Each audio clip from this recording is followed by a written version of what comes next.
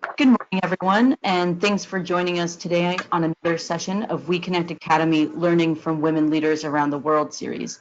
My name is Carlay, and today I'm very happy to introduce Tara Turkington. Tara Turkington, CEO of Flow Communications, is an expert in the field of social media. Today, we will learn what opportunities social media presents for business and some practical tips on how to use Facebook, LinkedIn, and Twitter for business. Tara is skilled in marketing and advertising, search engine optimization, photography, news writing, and crisis communications.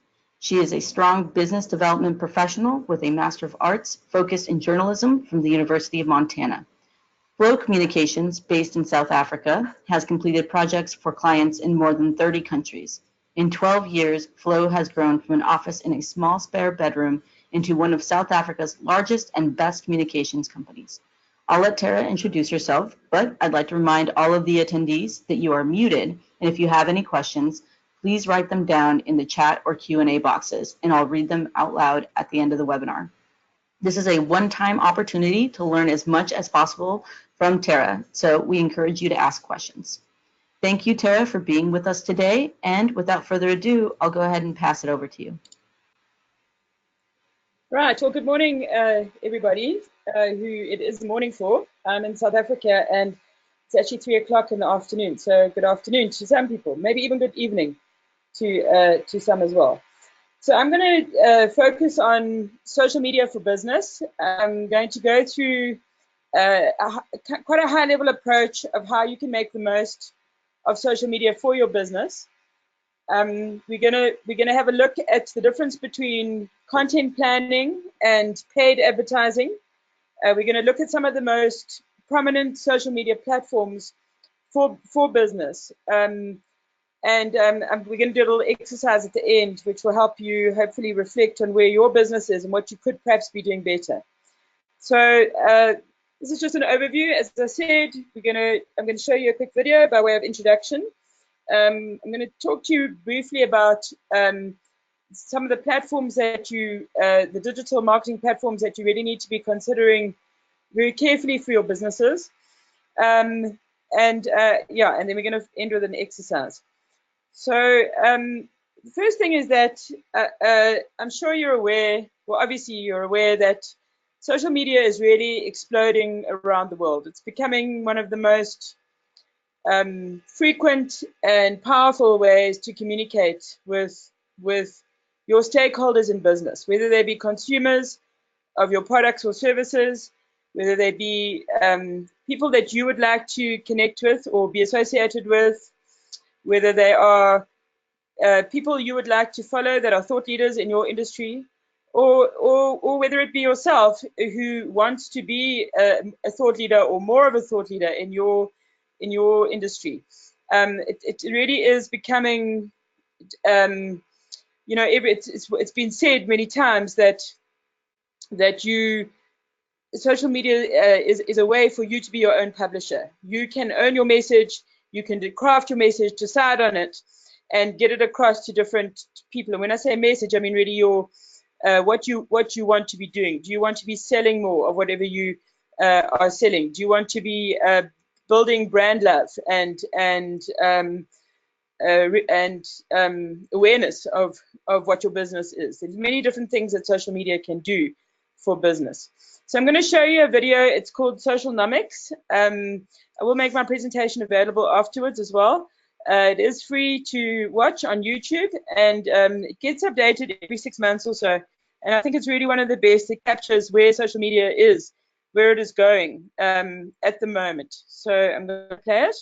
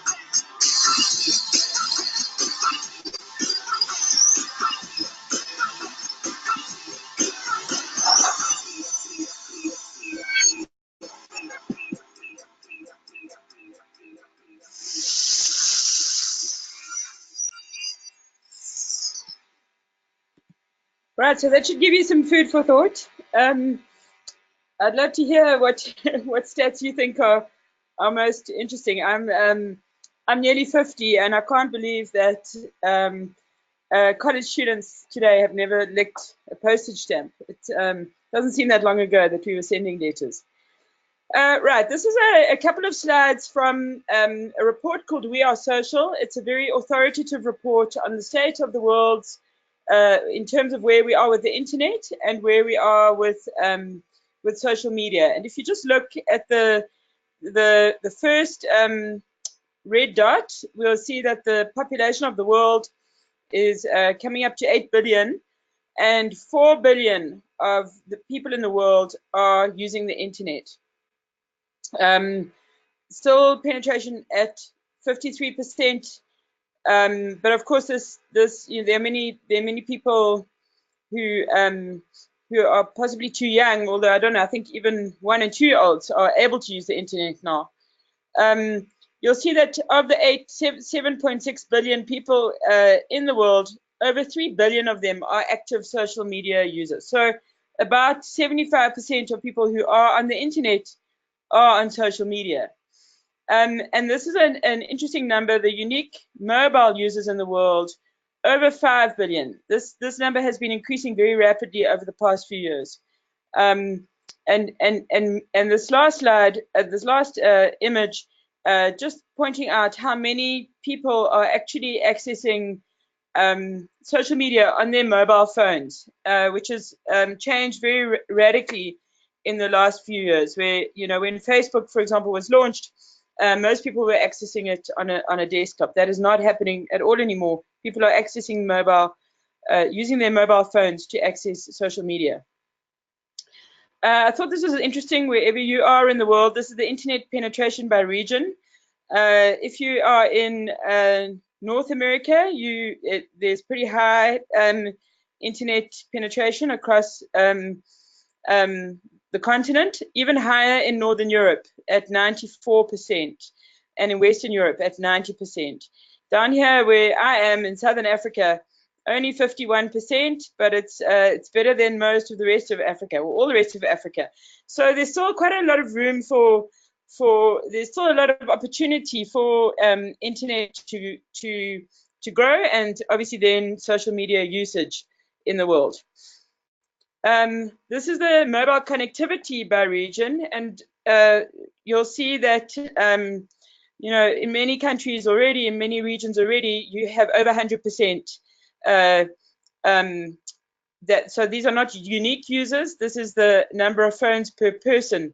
In Southern Africa, we're actually leading in the world in terms of, we've got 1.5 phones per person in Southern Africa, which has got its own whole set of reasons, which are interesting. Right, I want to just talk to you about how you ought to perhaps be seeing your digital universe for your business, or your digital solar system. In the middle is your website and blog, and that is the sun around which your other digital marketing elements will rotate. Why I say your website and your blog are the sun and the most important is that you own them. You own your website, you should, and you should check that you do if you're not sure. This means that you can do anything with it, and the terms and conditions of what you put on that website are never going to change. That's not to say that it's necessarily the biggest property in your social media solar system. You may have these around the edges are kind of the planets, to finish the analogy.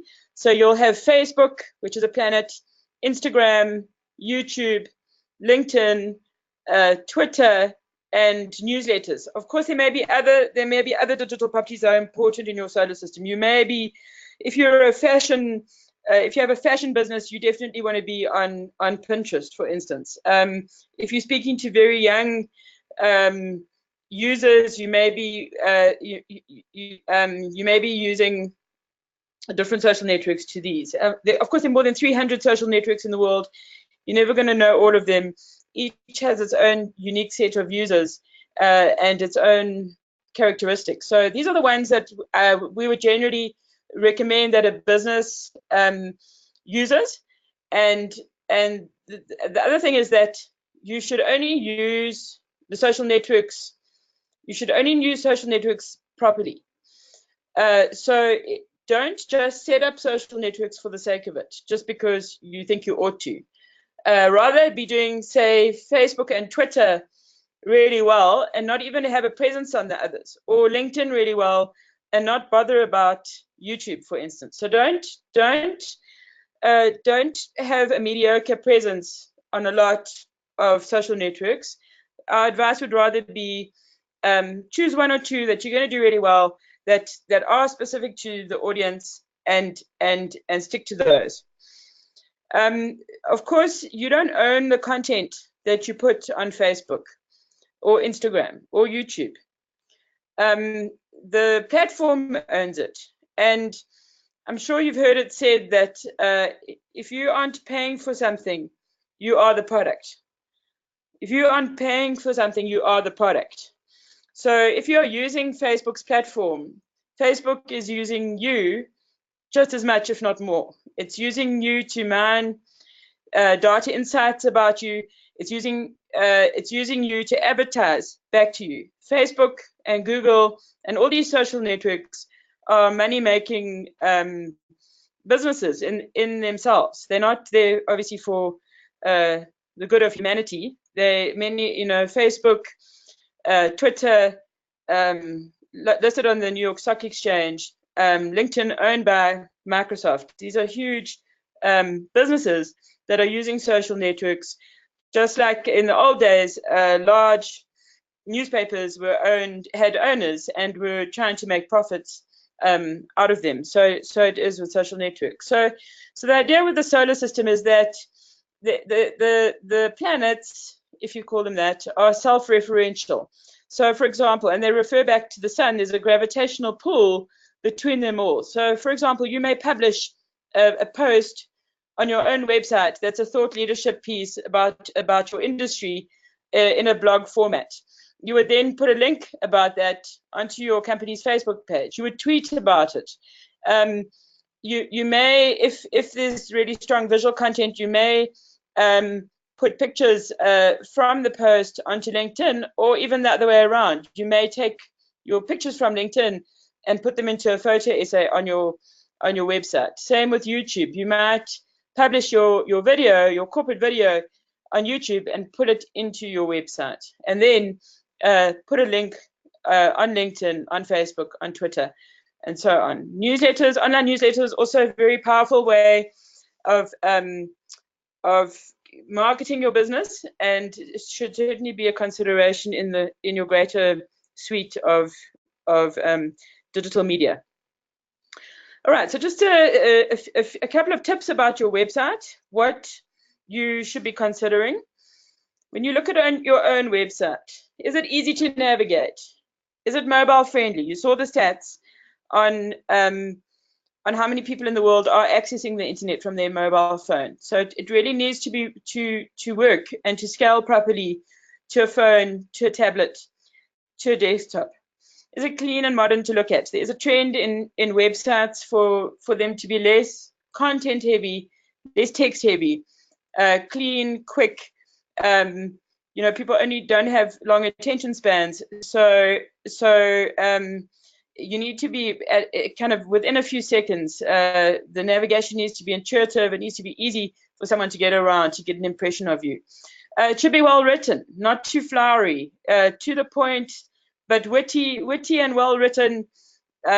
Still, good quality content will always have a market. It will always be well received. Ideally, it should be frequently updated, and that doesn't just mean your address details, your opening hours, but really, if you are positioning yourself as a thought leader in your industry, you need to be writing frequent posts. Google does reward frequent relevant content. So if you are able to do this, your search engine optimization ranking that means your page rank, where you appear on Google, will rise. So, for example, if you are working in a cleaning chemical business and you write a piece about how the industry is changing and how it's becoming more environmentally friendly, what to look out for if you're looking for an environmentally friendly cleaning product, and you write on your website thought leadership pieces about this, your company will rise in the rankings on Google. When someone is putting in cleaning chemical company into the search, your company will appear higher up because you've written good, relevant content for humans. You should also have clear intentions with your website. What do you want it to do? Do you want it to inform people about what you offer? Do you want to sell things? Is it a website where you're actually selling products? Primarily an e-commerce website. Is it to build brand love about who you are? You should know what you want your website to achieve. Websites can achieve many different things for your business. All right, just onto Facebook. It is the world's largest social media platform. It's got over 1 billion users, and it's not going away. It continues to grow. So it is a very powerful force. What has really changed in Facebook in the last few years is that in the good old days, like 2 or 3 years ago, you used to have fans or followers on Facebook, and you would, when you put up a post on your Facebook page for your business, everybody who followed you would see that post. That's how Facebook worked, and that was kind of the virality of Facebook. It really went to your fans and to their fans, your content. It spread the word very quickly. As Facebook has tried to make more money, this has changed. Their algorithm has changed, and like Google's algorithm. It's a constantly changing thing, and it's secret. It's like the 11 herbs and spices of KFC. So at the moment, depending on which stats you read, and it's not publicly, it's not known publicly for sure. Facebook hasn't published this.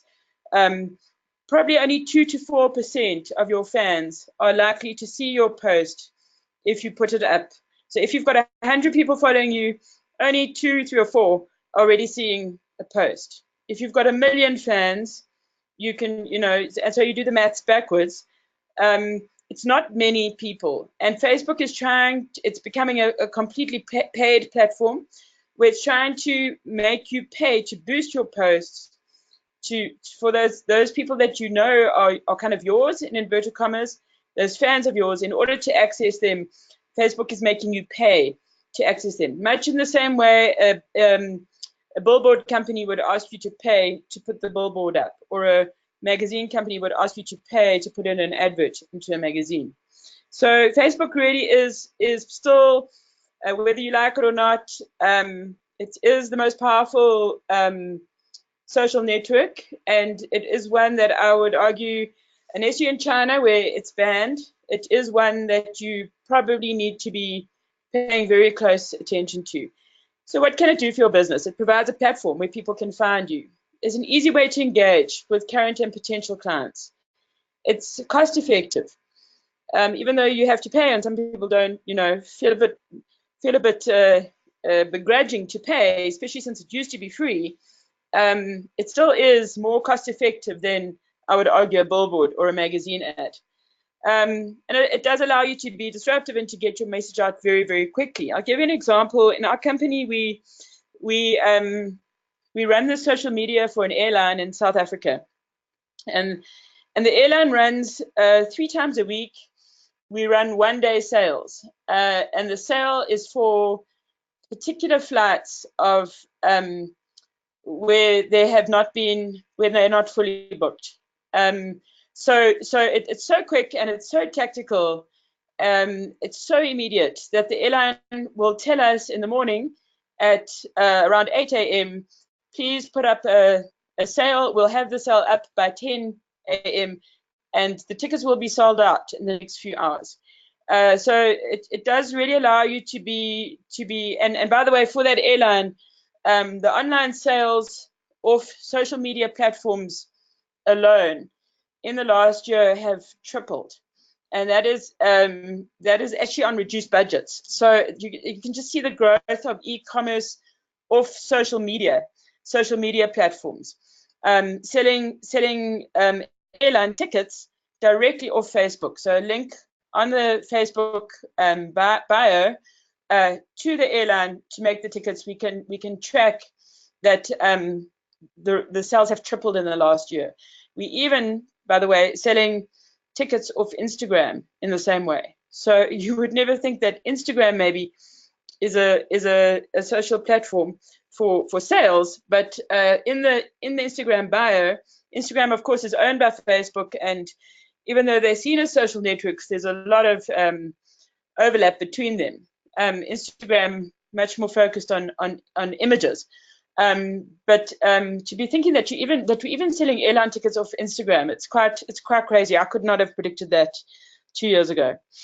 So Facebook, great for sharing information. Use it to share videos and pictures. The entire web is becoming more visual.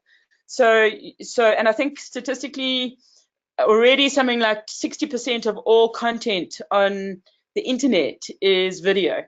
And all the trends that we read say that video is becoming even stronger. So putting short videos on Facebook or on Instagram will get you far more attention as long as it's well done. And that doesn't mean it has to be expensive. It just needs to be shot nicely and not on a very poor quality phone, for instance. But all these social media platforms are becoming more and more visual in terms of video and images. People want to see images. You used to, in the old days of Facebook, you used to be able to post a status update that was just a line or two about what was going on. Now that will just get no engagement. You've got to actually be posting images or video. It's also great, depending on what type of business you are in, it's really a great platform for customer care. So with the airline that we work with, we actually have a team of 10 people who work in 3-hour shifts, and they work from 7 a.m. to 9 p.m. every single day, weekends, public holidays, and they answer inquiries, which are anything from, has my flight been delayed? What is the cost of this fare? Can I travel with golf clubs? Do I need to buy a ticket for my 2-year-old? All that sort of customer care type content and communication is being taken care of primarily on Facebook. And we've actually seen a rise in the last year. We used to deal with about 50 inquiries a day for the airline. We actually, on average, now dealing with 70 a day. So, and this is a much more cost-effective way for them to do their customer care than for example, a call center. So you could also consider that for your business if you aren't doing that already, or if it's appropriate. All right, you do need to be able to create compelling content for all social media platforms. Just a couple of tips: be authentic, be consistent, post regularly. And I'm going to talk a little bit about drawing up your content plan in a moment. Be responsive. When people say, talk to you on social media, you do need to talk back. The best social media is conversational. It's not actually a webinar is a very kind of backward form of communication if you compare it to social media, because it's just kind of a broadcast. It's not really a conversation. Social media at its best is conversational. Yeah, so that's a little bit about content. Right, just onto Twitter. Twitter is my favorite social network.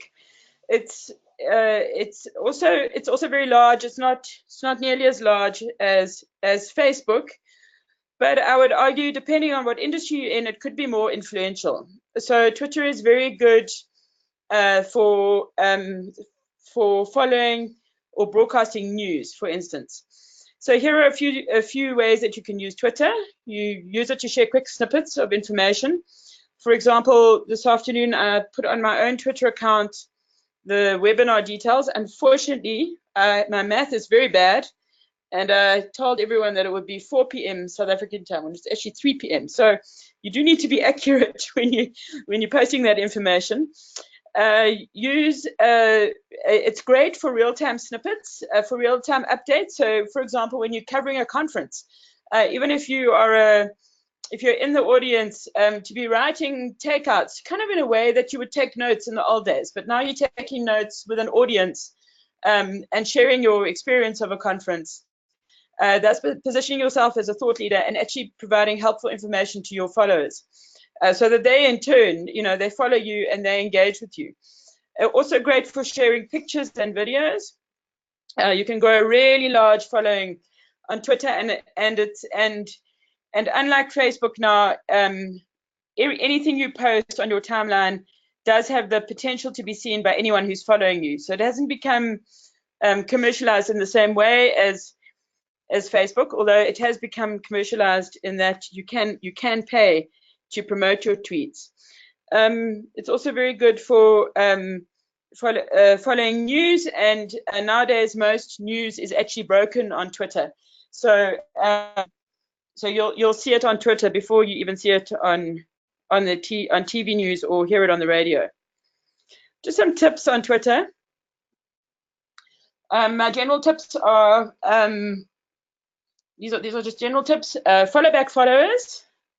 Don't, unless you're Barack Obama, then if you're super famous in the world, you don't need to follow people back. But if you're not super famous, people are going to be reluctant to follow you. There is kind of a you pat my back, I pat yours mentality a little bit on Twitter. But check that these people are legitimate first. If they look, I think there's been a big spate of people, for example, pretending to be army generals following me. And then when I look at it, they've only posted once or twice, and they don't really look like they say who they are. So have a quick look at the bio. Have a look at the tweets. If they haven't tweeted before, I wouldn't follow them back. But generally, if they are real people that then you should follow them back. Follow followers of people you admire. For instance, if you go to the WeConnect International account, have a quick look through who they are following, and they've done the work for you to a degree, because they're not going to follow people who are inappropriate. So you can probably just follow their followers fairly easily. There's no you don't have to know the people. Like on Facebook, I think if it's a personal account, you really probably should know the person or know of them. They should be in your circle of influence. With Twitter, you can follow anyone. Of course, if someone sends you inappropriate content ever, you just block them, and there's no shame in that. It doesn't happen very often anyway. But in order to build up your own following, you do need to follow people. Track trends and tap into them. So, for example, there are some that are known on a daily basis. Friday feeling is what you could be tweeting about today. Throwback Thursday, how it was in the old days. Motivation Monday is a great one for business, and people often use it to post inspirational content, about business. And Tuesday, similarly, we all, that tapping into that idea that we all have a choice every day of how we live our lives. So, of course, there are others, and there are ones that you can't predict. At the moment, what's really trending in the world is the World Cup soccer. So there's a lot of conversation going on about that. Just a couple of business accounts that I follow that I'd highly recommend, that give great links to articles relating to business. Fast Company, it's really excellent. Inc., the magazine, and now the kind of internet sensation, and Mashable is very good for tech type news. Take part in Twitter chats. These are usually kind of 1 hour live chat sessions with a set of questions, hosts, and there are many on any topic you can imagine, from travel to recruitment. You'll find to leadership, you'll find Twitter chats, and they run usually at the same time every week, much like a TV show. And you can take part and even offer to host ones that you grow to like. Build or follow Twitter lists. This is a great way, for example, a media list. If your business is dealing with, you want to know which journalists you would like to tweet quickly, build yourself a list. A list can be private or public, and then you can get hold of those journalists very quickly on Twitter because you've got a list of them. I actually have a private list of everybody who works in my company who's on Twitter, and once in a while I'll just kind of have a look at what they're tweeting about, and it keeps me in tune with what they're interested in and what they've been doing. So that's a good use of a Twitter list. Use pictures with almost every post. You can tag up to 10 people in a post, which will increase your reach in a post. Twitter, like the other social platforms, is becoming more and more visual. Associate yourself with reputable people and brands. I don't know if there are any Trump fans listening. I'm not a Trump fan, and recently, or a while ago, I think it was Forbes magazine. Forbes is also a good business account to follow. Forbes did they replicated Donald Trump's Twitter account so they could show people what Donald Trump was really reading when he went to Twitter. And basically, it was only people in his family or in his very close sphere of influence, and it was only people who ever said nice things about him, much like watching Fox TV, I think. So when you look at that, I think just be careful of who you associate yourself with, because obviously if you associate yourself with Nelson Mandela or with a serial killer, you know, that says something about you. So be careful of that. Be skeptical and interrogate who's tweeting. People often die on Twitter long before they die. So there are often many rumors, you know, especially about famous people, celebrities. Don't be drawn into, you know, think twice if something maybe isn't believable. And what's your follower to following ratio? You should follow fewer people than follow you. There's, I don't know, it's a prestige thing on Twitter. If you are following more people than follow you, people think there's something not right about you. I don't know why. All right, these are just two examples of tweets. This is one that I did last week. Very visual. You can put up to 4 pictures at a time on Twitter. And here's a tweet. After Japan went out to Belgium in the World Cup this week, this sports journalist tweeted a picture of a really spotless changing room that the Japanese team left. And in the middle, they left a note in Russian, "Spasibo," thank you. So this you can see that this tweet got over 11,000 retweets and nearly 30,000 likes. So one tweet, it's a tiny piece of quality content, can really spread very, very far for you. So onto LinkedIn. It's also a very fast-growing social network. It was purchased by Microsoft about 2 years ago, and it's really repositioned itself from a recruitment platform into a thought leadership platform. It's much more than just kind of a place to find a job. It's a place to join a thinking community. So whatever field you're in, whether it's in cleaning chemicals, or it's in transport, or it's in leadership, development, whatever field you're in, there are groups, there are professional groups on LinkedIn that will keep you in touch with kind of global trends in your industry, which as an individual you can join for free. Also as a business, you can, let me just show you some examples of, this is Flo's business account. You can associate yourself, or what happens is that your employees, when they type in where they work, they will be automatically associated with you.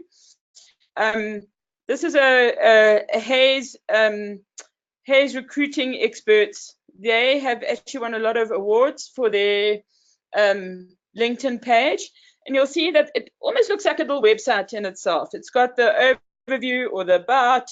It shows you jobs that are available at Hayes. It explains what the company is. And if you go and visit this page, you'll see there's actually embedded video, much like you can do on Facebook now or on Twitter. You can upload your own video directly to LinkedIn. And it's becoming a really, really huge and powerful social network. It's one that you can't ignore, I don't think, as a business or even as an individual. This is just a short while ago. I went and had a look at my own page, and like the other social networks, it's serving me content that I think I will be interested in. And the first post that came up was a now network of women.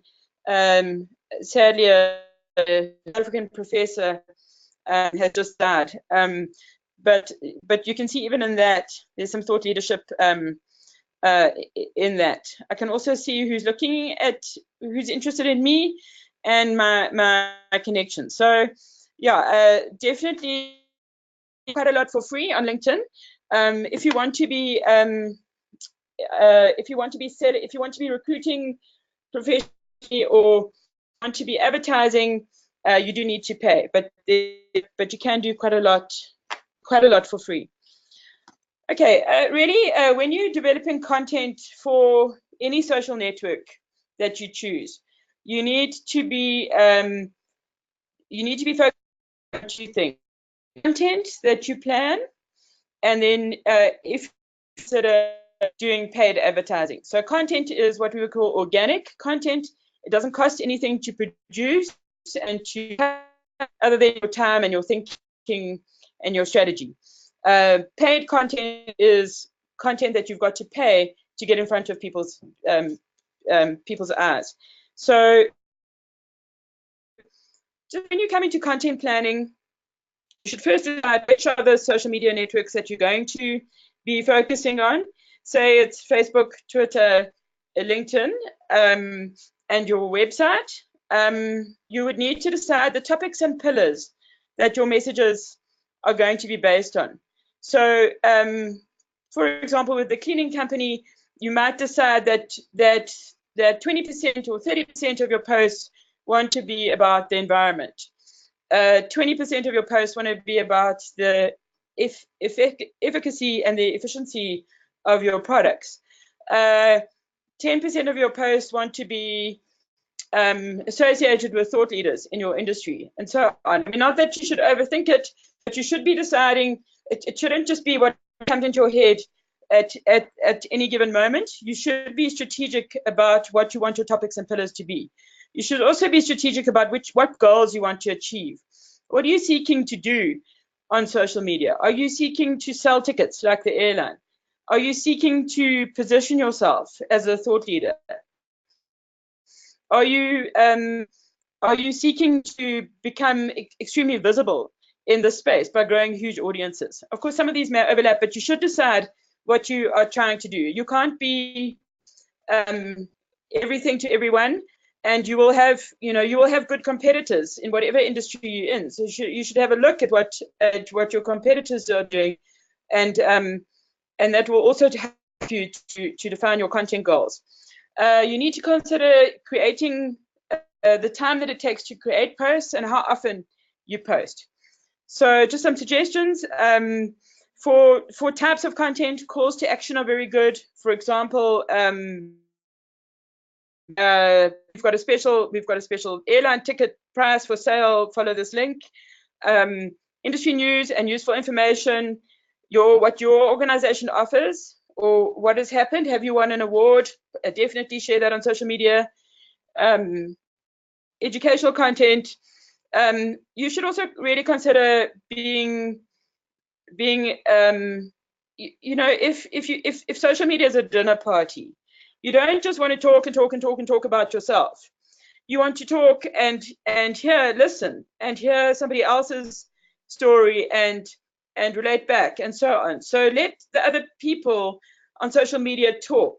When you see content that you like that somebody else has produced, share it, because it's polite. And in the sharing, when you say something, they will share something relevant. They will share your content. So it really is, as I said, conversational. This is an example of just a content planning document. This is for a client of ours, and it's done on a Google Doc. I really would recommend the Google Suite if anyone is not using it, and mostly because you can actually work on the same document at the same time as many other people, and there's only one version of the truth. So instead of having a Word document, for instance, where you need to email it to other people to check, with Google Docs, you can just create a table. We can see what the content is. We can see what the visual content is, what the written content is, what the link is, what the hashtags are. And we can create that over time. So a lot of your content can be pre-planned. I would say that probably 60, depending on your industry and the way you work, I mean, you could plan 60 to 70% of your content in advance and do it in that way. It will be more strategic. You will make sure that the frequency is well, it's well timed, so that you don't have, that you're having content consistently, and it doesn't put so much pressure on you to come up with something every day. That said, you should also always leave some space for tactical content, because you never know when you are going to win that award and you want to put it up, or when you do want to share somebody else's post about Friday feeling. So all the content you create should fit in one of your pillars and aim to fulfill your social media goals. How subtle or aggressive this is up to you, and it can be adjusted as you see fit. So, but a good rule of thumb is that perhaps 70% of your content for a business account ought to be industry or pillar related content. 20% could be directly related to your offering, and maybe only 10 to 20% would be hard sell. This is what we're actually selling. Social media is a very soft sell environment, although I think that is changing, and I think it is becoming harder sell in some industries, but you need to be very careful that you don't sell so hard that people just unfollow you, because it is conversational. It's not a place for standing on a soapbox and selling. So just a couple of tips. Facebook, ideally, if you can post daily or at least a couple of times a week. There is very little point in posting more than once a day on Facebook, because its algorithm will give you the maximum exposure to the first post, and it will expose your subsequent posts to even smaller and smaller diminishing audiences the more you post in a day. So it isn't really worth, unless there's a very specific reason, posting to Facebook more than once a day.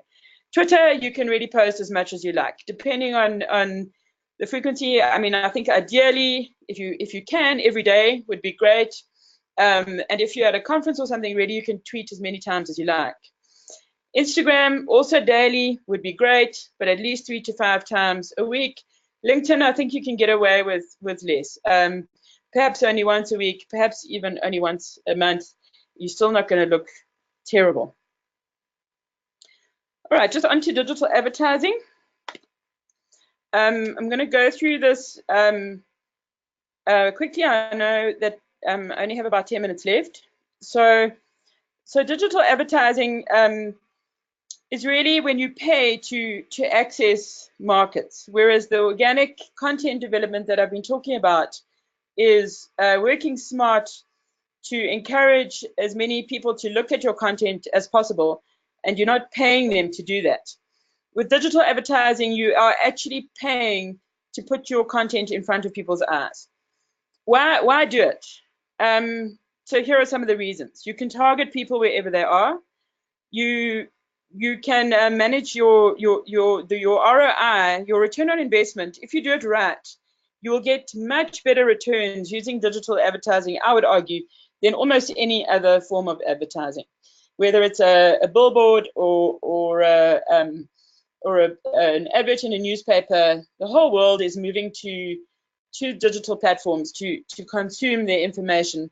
So really, you can measure it, you can decide on your budget, you can look at the performance of a particular ad, and it actually is, if you do it correctly, it is more cost effective.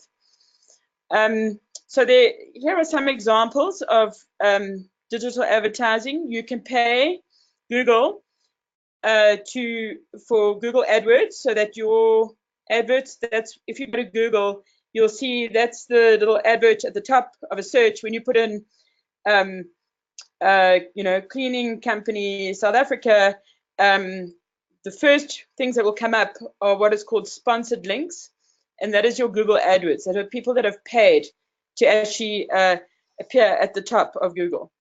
Facebook advertising, LinkedIn advertising, Twitter advertising. So Google AdWords, that's what it looks like. This is it's got a little green line that next to it that says ad, and then you know that somebody has paid to put it up. I'm not going to go through this in detail. My advice to you would be, if you're doing it, do it with a reputable company that is a Google partner and that is Google certified.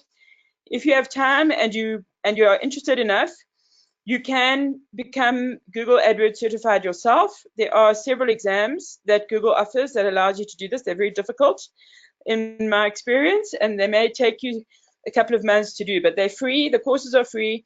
And if you fail, I think you have to get 80% to pass. If you fail, you can do them a week. There's a kind of cooling off period for a week, and you can do it again. You can get very good returns for paying for Google ads. There's also Google display advertising. This is the type of advert that will appear on a website that you have visited, that is remarketed from. So, for example, this is an advert for a ticket to Europe, an airline ticket to Europe. While you're on another website, if you have been searching for tickets to Europe, this kind of ad will come up. So Google, all these social networks and Google know a lot about you.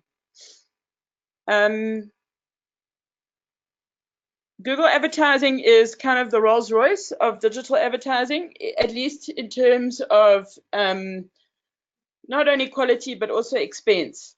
It is the most it is very popular. It is the most expensive form of digital advertising at the moment, and generally Google will say to you that you need to spend about $1,000 a month as a base, and you need to do 3 to 6 months before you start seeing real results.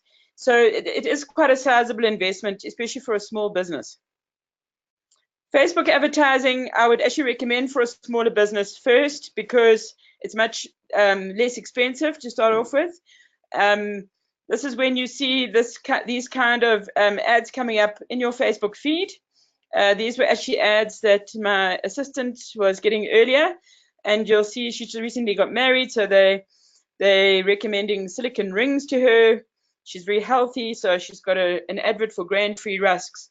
Facebook knows so much about you, just like LinkedIn, just like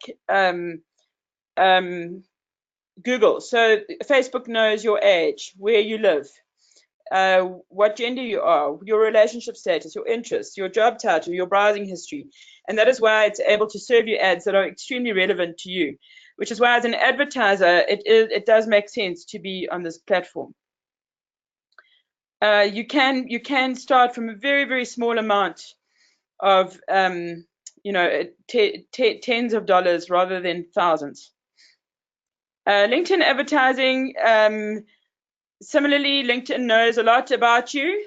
If you are looking to target niche audiences, such as professionals, or for example, if you're looking to recruit people from a particular school, say you're only looking for engineers from MIT who are graduates of MIT or Harvard, you can actually target that specifically on LinkedIn to those people. There's a very similar methodology in how you advertise on LinkedIn to Facebook. These are different types of ads that can run on LinkedIn. Twitter advertising is in its infancy. I would actually not really recommend it. There are different ways that you can do it. You can promote an account, you can promote a tweet, you can promote a trend, and you can own a trend on a country's trend list for a day. I think Twitter is still struggling with its advertising methodology, its business model, and we haven't seen great success, at least here in South Africa yet, of Twitter. So this is one I would hold back unless you have a very specific reason. All right, so the exercise for you, and I know you've only got a few more minutes, but I would really like you to think about this for yourselves. In terms of strengths and weaknesses, if you look at your own website, your own company's website, In terms of those tips that I gave you at the beginning, is it doing the work you wanted to do? Do you know the work that you wanted to do? Is it clean? Is it modern? Is it mobile friendly? Give yourself a mark out of 10 for it, and jot down the strengths and weaknesses of your website. Similarly with your social media platforms, are you on the right ones? Of the ones you're on, are you doing them as well as you could? What are you doing well? What could you be doing better? And then thirdly, before we end this, I'd like you to jot down for yourself, what is your most important thing to focus on, given what I've shared with you in terms of social media, what you can do with it for business, where it is going? What is the one thing you really ought to be focusing on right now?